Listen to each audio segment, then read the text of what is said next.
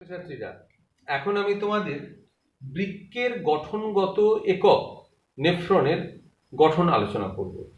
তাহলে নেফ্রন হলো বৃক্কের গঠনগত ও কার্যগত একক। নেফ্রনের কাজ হচ্ছে মূত্র তৈরি করা। এখন নেফ্রনের আগে ছবিটা নিয়ে আলোচনা করি, কেমন দেখতে। নেফ্রনের এই যে ছবিটা দেখতে পাচ্ছ, এই ছবিতে লক্ষ্য করো, যেমন ভাবে এঁকেছি এটা কিন্তু তোমরা খেয়াল রাখবে। নেফ্রনের দুটো প্রধান অংশ, একটা হলো ম্যালপিজিয়ান কর্পাসল বা ম্যালপিজিয়ান কণিকা, আর একটা হলো বৃক্কীয় নালিকা বা রেনাল টিউবিউলস। এছাড়াও আরেকটি অংশ আছে, সেটা সংগ্রাহী নালিকা, কালেক্টিং টিউবিউলস। প্রথমে আসা যাক, আচ্ছা, দুটো প্রায় 10 লক্ষ করে নেফ্রন রয়েছে এক একটা বৃক্কে। 10 লক্ষ নেফ্রন এক একটা বৃক্কে রয়েছে। তো এই বৃক্কে নেফ্রনের ম্যালপিজিয়ান কর্পাসের অংশ দুটো জিনিস নিয়ে গঠিত, তার দুটো পার্ট।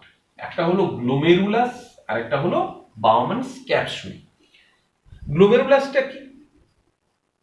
গ্লোমেরুলাস হলো একটা রক্তজালকের বল, রক্তজালকের একটা যেন বল পিণ্ড। আমরা যদি একটা সুতোকে যদি আমরা তাল পাকাই তাহলে এটা গোল হয়ে যাবে। সেই গোল অংশটা ধরো এইরকম, আমি একটা দেখাই, ধরো এইরকম একটা গোল পাকানো, গোল পাকিয়ে গেল, গোল্লা, এই একটা গোল্লা কি করে তৈরি হলো না, একটা হলো অন্তর্বাহী ধমনী আর একটা হচ্ছে বহির্বাহী ধমনী। এই দেখো, অন্তর্বাহী ধমনী আর একটা বহির্বাহী ধমনী। অন্তর্বাহী ধমনীটা শাখায়, অনেকগুলো শাখায় বিভক্ত হলো, প্রায় 50টা শাখায় বিভক্ত হয়। সেই শাখাগুলো একসঙ্গে গোল্লা পাকিয়ে যায়, তাল পাকিয়ে যায়। তারপর সেই শাখাগুলো 50টার মতো শাখা আবার তারা জুড়ে গিয়ে আবার একটা ধমনী গঠন করে। রক্ত এই অন্তর্বাহী ধমনী দিয়ে প্রবেশ করে আর বহির্বাহী ধমনী দিয়ে বেরিয়ে আসে। এই যে রক্ত জালকের যে পিণ্ড বা বল তৈরি হয় তাকে বলা হয় গ্লোমেরুলাস। তাহলে আরেকটা জিনিস এখানে মনে রাখতে হবে, এই অন্তর্বাহী ধমনী এটা বৃক্কীয় ধমনীর শাখা থেকেই উৎপন্ন হয়েছে। এখান দিয়ে রক্ত প্রবেশ করে এবং এটা চওড়া হয়, প্রায় 50 ন্যানোমিটারের মতো চওড়া, বা ন্যানোমিটার মিলিমাইক্রন চওড়া হয়। আর এদিকে এটা তার অর্ধেক, প্রায় 25 মিলিমাইক্রন চওড়া হয়। অর্থাৎ অন্তর্বাহী ধমনিকার ব্যাসের থেকে বহির্বাহী ধমনির ব্যাস অর্ধেক হয়। তাহলে এটা হলো গ্লোমেরুলাস। তাহলে গ্লোমেরুলাস কি না, একটা রক্তজালকের বল বা পিণ্ড যা অন্তর্বাহী ধমনী বিভক্ত 50টির মতো শাখায় বিভক্ত হয়ে উৎপন্ন হয়। এটা কোথায় কার মধ্যে প্রবেশ করেছে না, বাউম্যানস ক্যাপসুলের মধ্যে। বাউম্যানস ক্যাপসুল হলো একটা কাপের মতো জিনিস। ধরো এইটা হলো একটা কাপের মতো জিনিস, কাপ, এটা হলো বাউম্যানস ক্যাপসুল। তাহলে এটা একটা মগ দেখাচ্ছি, মানে কাপের মতো। এর মধ্যে এইটা হচ্ছে ধরো বাউম্যানস ক্যাপসুল। বাউম্যানস ক্যাপসুল এটা এই যে রক্তজালকের, ধরো এটা পিণ্ড, এটা একটা অন্তর্বাহী ধমনিকা, একটা বহির্বাহী ধমনিকা। তাহলে এই কাপের মধ্যে এইভাবে ঢুকে গেছে, হ্যাঁ, একদিকে বহির্বাহী ধমনিকা, একদিকে অন্তর্বাহী ধমনিকা, হ্যাঁ, আর বলটা কাপের মধ্যে, মানে বাউম্যানস ক্যাপসুলটা কাপের মতো, তার মধ্যে ঢুকে আছে। অ্যাকচুয়ালি এটা কিন্তু ত্রিমাত্রিক ছবি আঁকলে তোমরা দেখতে পাবে না বাউম্যানস ক্যাপসুল গ্লোমেরুলাসকে, এটাকে লম্বচ্ছেদের মতো করে আঁকা হয়েছে বলে দেখতে পাচ্ছ। তাহলে বোঝা গেল এইরকম ভাবে থাকে। এবার এই যে বাউম্যানস ক্যাপসুল দেখতে পাচ্ছ, এটা তাহলে কাপের মতো। এর ভেতরের দিকের একটা স্তর, বাইরের দিকের স্তর, দুটো স্তর আছে। এই যে স্তরটা বাইরের দিকে, এটাকে বলা হয় প্যারাইটাল স্তর, আর ভেতরের দিকে স্তরকে বলে ভিসেরাল স্তর। মানে আমরা যদি এইরকম করে আঁকি, এই ধরে এইভাবে আঁকলাম, তাহলে এইটা হচ্ছে বাউম্যানস ক্যাপসুল। এর ভেতরের দিকের যে স্তর, এই যে স্তরটা আঁকছি, এই স্তরটাকে বলা হয় ভিসেরাল স্তর।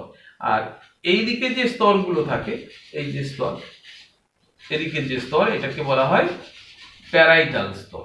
প্যারাইটাল স্তর, ভিসেরাল স্তর। ভিসেরাল স্তরে কিছু চারটা এরকম কোষ আছে, যে কোষগুলোকে বলা হয় পোডোসাইট। এই ভিসেরাল স্তরের 4টা কোষগুলোকে বলা হয় পোডোসাইট কোষ।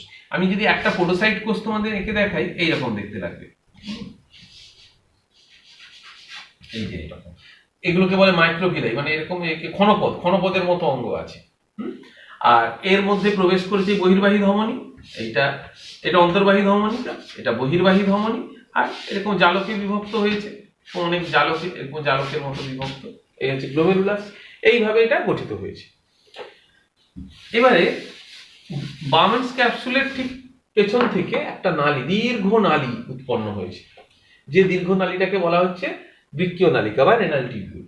এই বৃক্কীয় নালিকার তিনটে অংশ। প্রথম অংশকে বলা হয় নিকটবর্তী সংবর্ত নালিকা বা পরাসংবর্ত নালিকা। এটা প্রায় 14 মিলিমিটারের মতো লম্বা হয়। তারপর হঠাৎ করে এটা আস্তে আস্তে, হঠাৎ বলবো না, ধীরে ধীরে ধীরে ধীরে এটা সরু হয়ে যেতে থাকে। এই নিকটবর্তী সংবর্ত নালিকা ক্রমশ সরু হয়ে যায়। এখানে আমি আবার বলছি, ক্রমশ সরু, এখানে হঠাৎ করে সরু নয়, ধীরে ধীরে ধীরে ধীরে সরু হয়। তারপর বাহুটা নিচের দিকে নামে, তারপর আবার উপর দিকে ক্রমশ সরু, সেই সরু বাহু উপর দিকে উঠে আস্তে আস্তে আস্তে আস্তে চওড়া হয়। তাহলে এই যে ইউ আকৃতির যে অংশটা, সরু অপেক্ষাকৃত অংশ, এটাকে বলে হেনলির লুপ, বিজ্ঞানী হেনলির নামে। এটা হচ্ছে বিজ্ঞানী বাউম্যানের নামে বাউম্যানস ক্যাপসুল, এটা হেনলির নামে হেনলির লুপ। লুপ মানে ফাঁসের মতো দেখতে বলে লুপ বলা হয়। তারপর এটা আবার চওড়া হয়ে গিয়ে প্রায় 5 মিনিট, এটা হয় প্রায় 20 মিলিমিটারের মতো লম্বা হয় এই হেনলির লুপ। তারপর প্রায় 5 মিলিমিটার লম্বা, আবার পেঁচানো একটা নালী, এটাকে বলা হয় দূরবর্তী সংবর্ত নালিকা বা ডিস্টাল কনভলিউটেড টিউবিউল, ডিসিটি। আর এটা প্রক্সিমাল কনভলিউটেড টিউবিউল বা পিসিটি। তাহলে এই তিনটে অংশ নিয়ে গঠিত হয়েছে। আচ্ছা, এই যে নিকটবর্তী সংবর্ত নালিকা, এর দেয়ালে, এই যে গায়ে, এই দেয়ালে ঘনকাকার কোষ রয়েছে, যে ঘনকাকার কোষগুলোর আবার মাইক্রোভিলাই আছে, এরকম গায়ে এক প্রান্তে মাইক্রোভিলাই যুক্ত ঘনকাকার কোষ রয়েছে। এখানেও ঘনকাকার কোষ, এই হেনলির লুপ বা দূরবর্তী সংবর্ত নালিকার গায়ে এগুলো সব ঘনকাকার কোষ রয়েছে।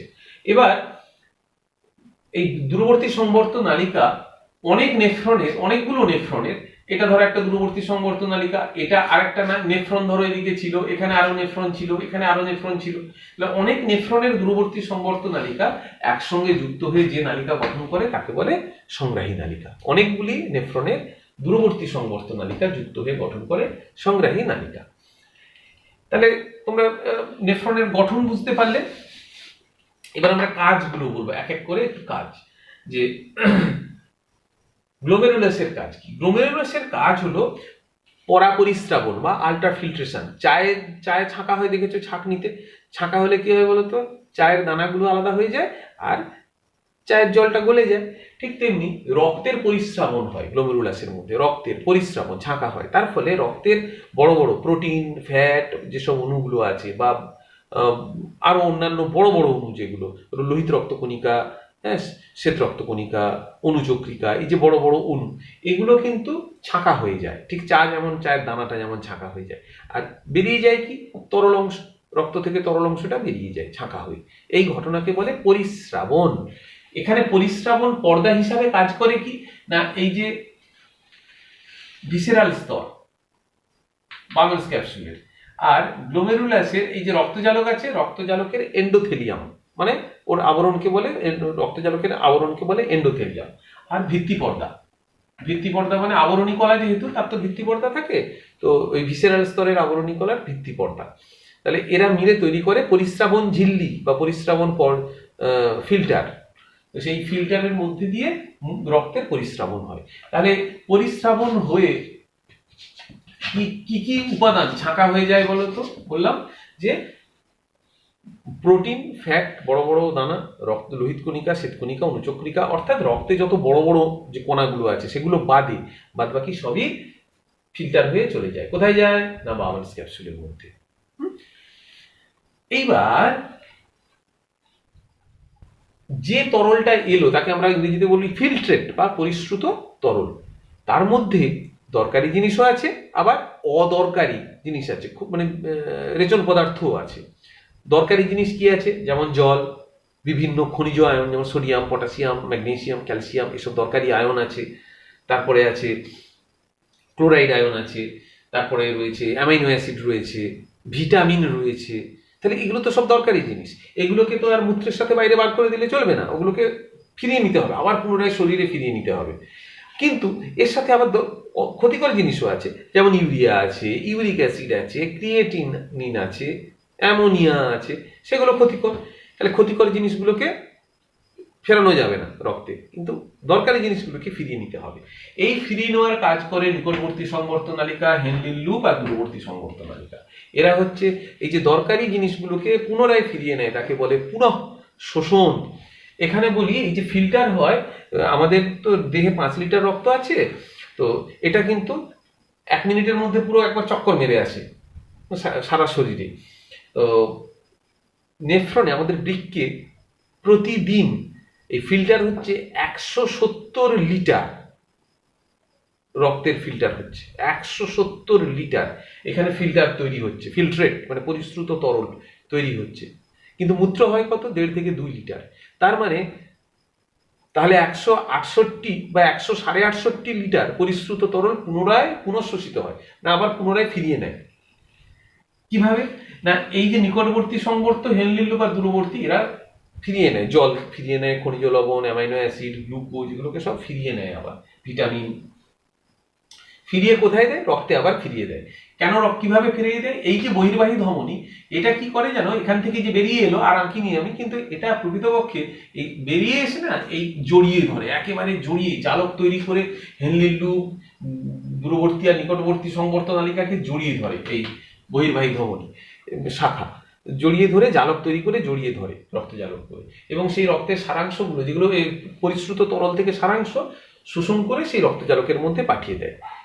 ছবিতে এই জালকটা আঁকা হয় না, এখানে আঁকলে তাহলে আর ছবিটা স্পষ্ট থাকবে না, মানে খুব জাবড়ে যাবে, এই জন্য আঁকা হয় না জালকটা। যাই হোক, তাহলে এবার নিকটবর্তী সংবর্ত নালিকায় কি শোষিত হয় বলি। না এখানে জল নিষ্ক্রিয় পদ্ধতিতে শোষিত হয়, এছাড়া 65% জল শোষিত হয় নিষ্ক্রিয় পদ্ধতিতে নিকটবর্তী সংবর্ত নালিকায়।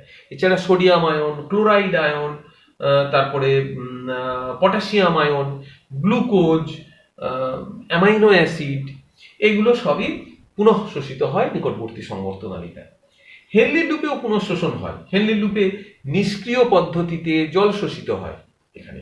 এছাড়া sodium ion, chloride ion, potassium ion, এগুলো, তারপর ক্যালসিয়াম আয়ন, ম্যাগনেসিয়াম আয়ন, এই যে সব আয়নগুলো সক্রিয় পদ্ধতিতে শোষিত হয় এই হেনলির লুপে।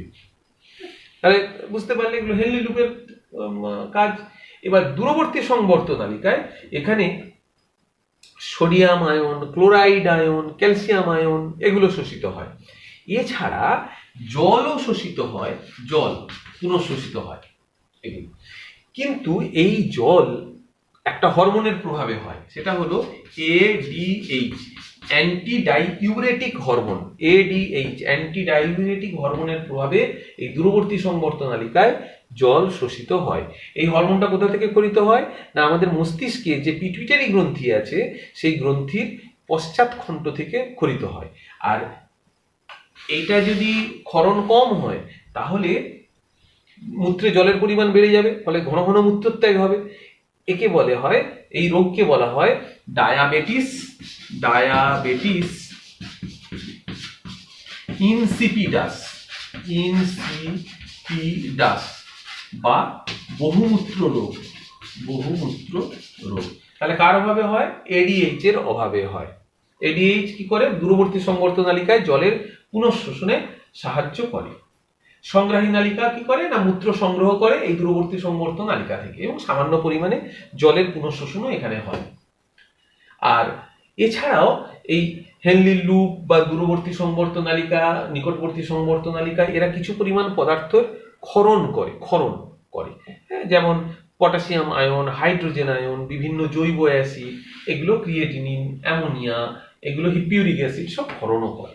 তাহলে আমরা নেফ্রনের গঠন, তার বিভিন্ন অংশ এবং তার কাজ এটা আলোচনা করলাম। নিশ্চয়ই বুঝতে পেরেছো।